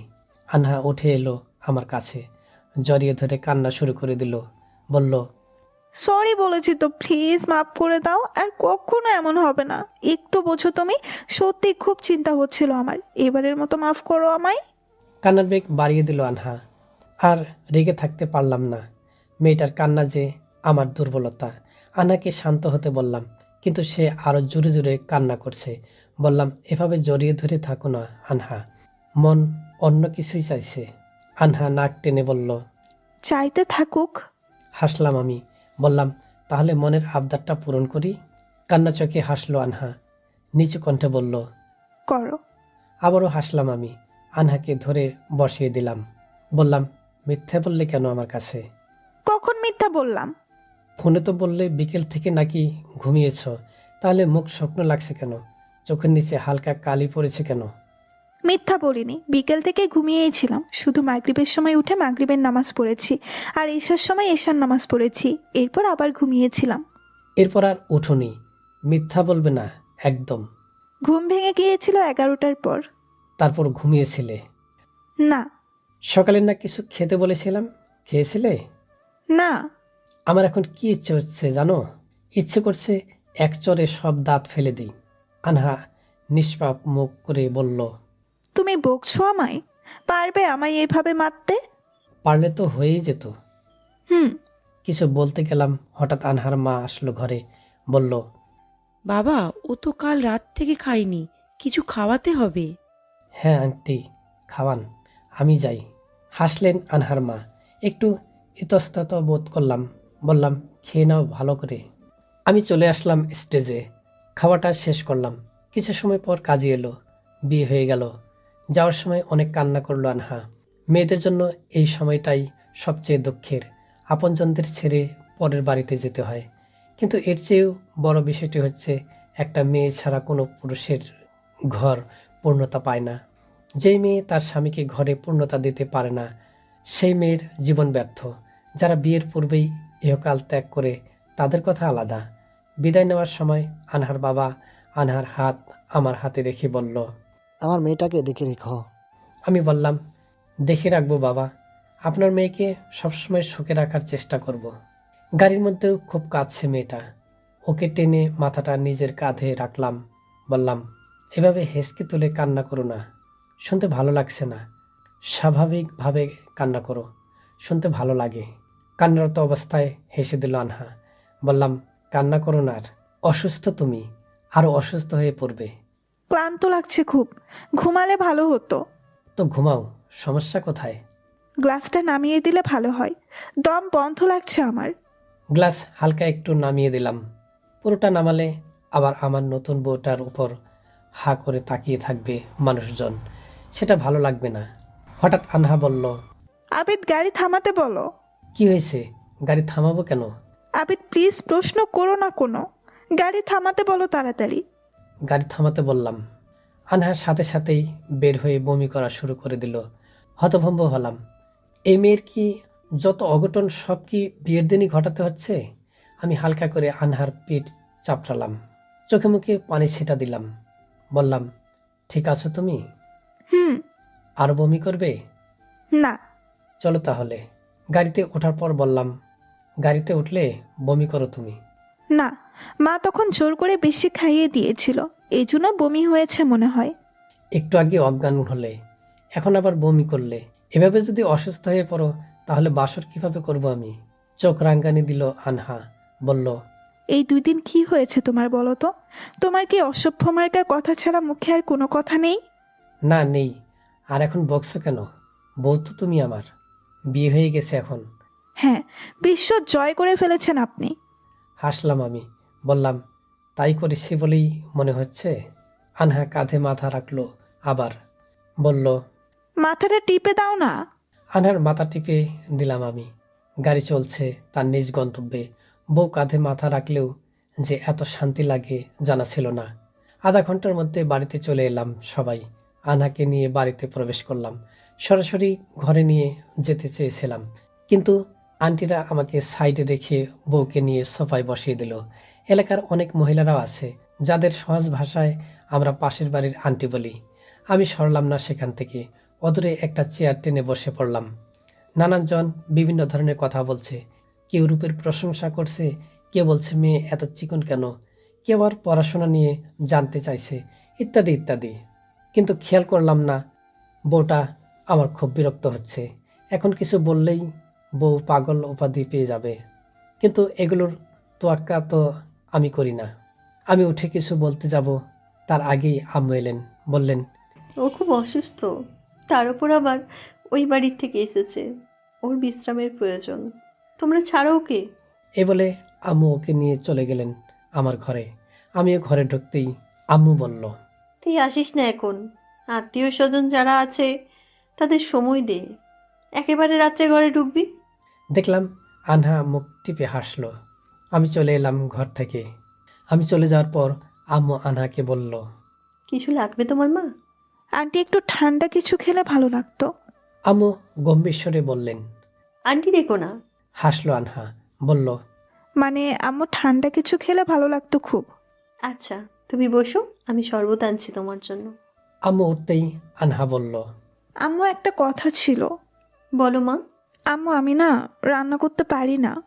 হাসলেন আম্মু, বললেন, আদিব বলেছে আমায়, তুমি চিন্তা করো না, তোমায় শিখিয়ে দেবো আমি।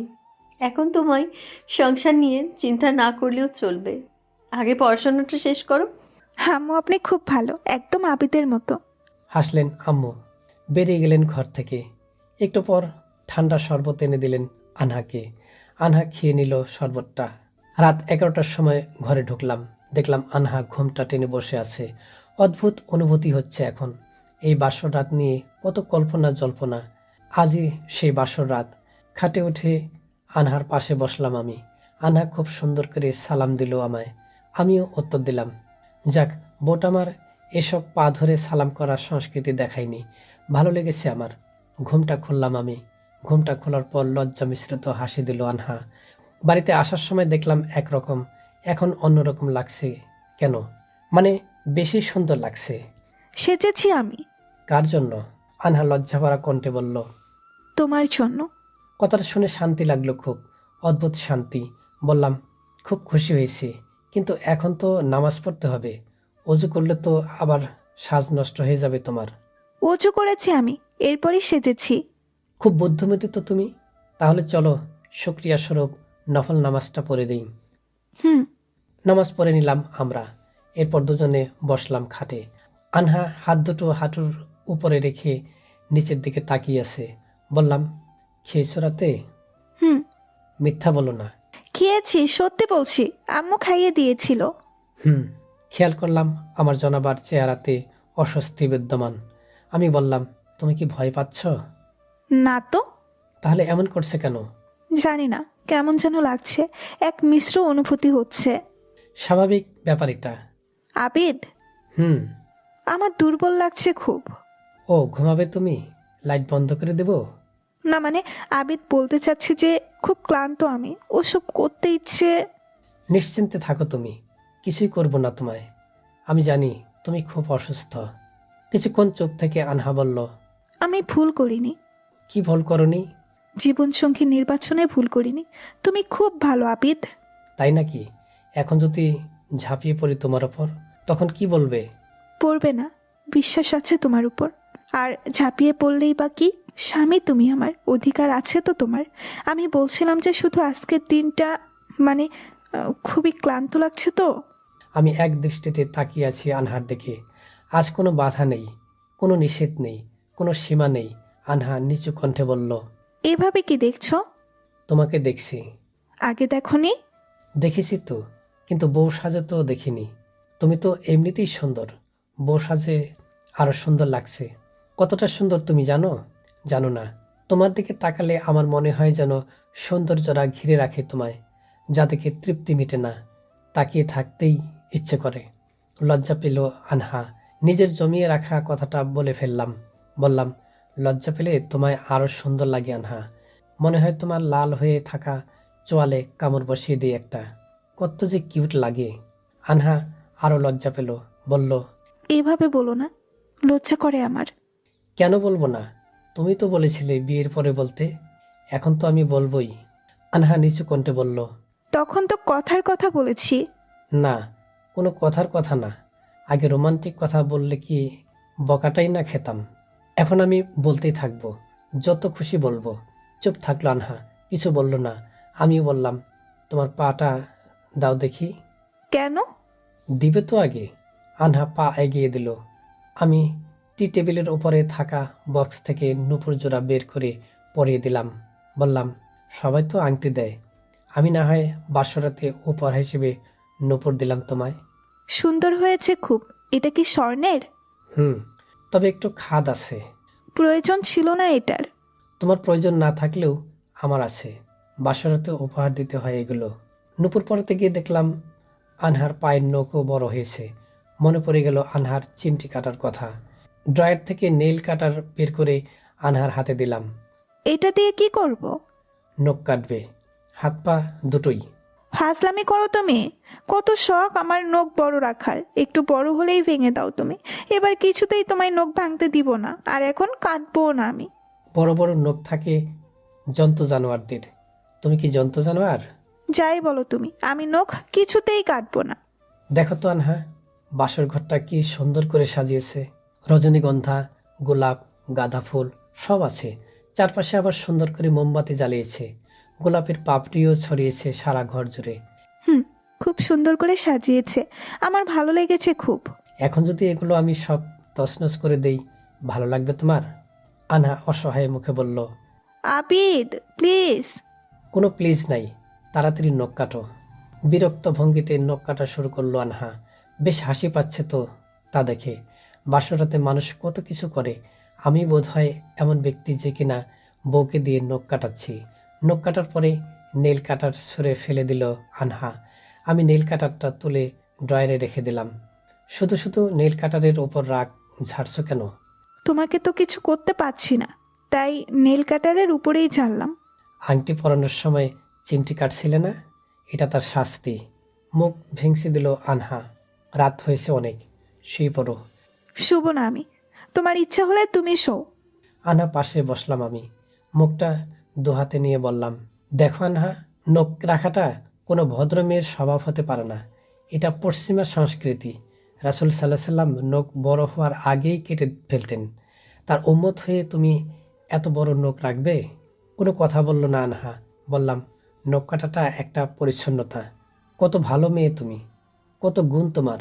এত গুণের মধ্যে যদি তোমার এমন একটা বদ অভ্যাস থাকে, তাহলে মানাবে বলো? একেবারে বেমানান লাগবে এটা। চুপ রইল আনহা। আমি বললাম, এখন বলো, আর নখ রাখবে তুমি? একটু চুপ থেকে আনহা বলল, না। এই তো ভালো মেয়ে, রাত অনেক হয়েছে, ঘুমিয়ে পড়ো। এই শাড়ি পরে ঘুমাবো? অন্য শাড়ি পরে নাও। তুমি বের হও ঘর থেকে। আমি কেন বের হব? আমি চেঞ্জ করব কিভাবে তাহলে? আমি থাকলে চেঞ্জ করা যাবে না? না, অস্বস্তি হবে আমার। বের হও। হব না, আমার সামনেই করো, দেখবো আমি। ভারী অসভ্য তো তুমি। যাও বের হও ঘর থেকে। আমি অনেক সময় পর্যন্ত ঘরে ছিলাম না, সেই সময় চেঞ্জ করে নিতে পারতে। সেই সময় যেহেতু চেঞ্জ করনি, তার মানে তোমার শাড়ি চেঞ্জ করা আমাকে দেখানোর জন্যই চেঞ্জ করনি। আসলেই তো, কিন্তু চেঞ্জ করা দেখানোর জন্য না, তোমাকে এই সাজ দেখানোর জন্য চেঞ্জ করিনি। এখন যাও না প্লিজ। কি আর করার, বের হয়ে গেলাম ঘর থেকে। আনহা চেঞ্জ করা হয়ে গেলে ঘরে ঢুকে শুয়ে পড়লাম। আনহাও শুয়ে পড়ল আমার পাশে। ওকে টেনে নিয়ে নিজের কাছে আনলাম। আনহা ওর মাথা রাখলো আমার বুকে, বলল, আবিদ, হুম। আমার আবারও চিন্তা হচ্ছে খুব। চিন্তার কিছু নেই, আমি আছি তো। বিয়েটা আর কয়েক মাস করলে কি হতো? এখনই পড়াশোনা সংসার সব একসাথে সামলাতে হবে। আমি শক্ত করে জড়িয়ে ধরলাম আনহাকে। বললাম, আমার এই সুন্দরী বউটাকে একা রাখতে ইচ্ছে করছিল না। এই দেখো, সেদিন ওই হাবিব ছেলেটা তোমাকে বিয়ে করতে চাইছিল, এটা না হয় ঠেকালাম, কিন্তু তোমার পিছনে কত ছেলে পেলে ঘুরঘুর করে, কতজনকে ঠেকাতাম। যদি নিয়ে যাওয়ার দুঃসাহস করতো কেউ। নিয়ে যেতে চাইলেই কি নিতে পারতো নাকি? আমি তো তোমারই, মায়ার বন্ধনে বন্ধি আছি। এমন সাধ্যি আছে কার? তোমায় আমার থেকে নিয়ে যাওয়ার? হাসলাম আমি, তৃপ্তির হাসি হাসলাম। আজ জীবনটা আমার পূর্ণতা পেল।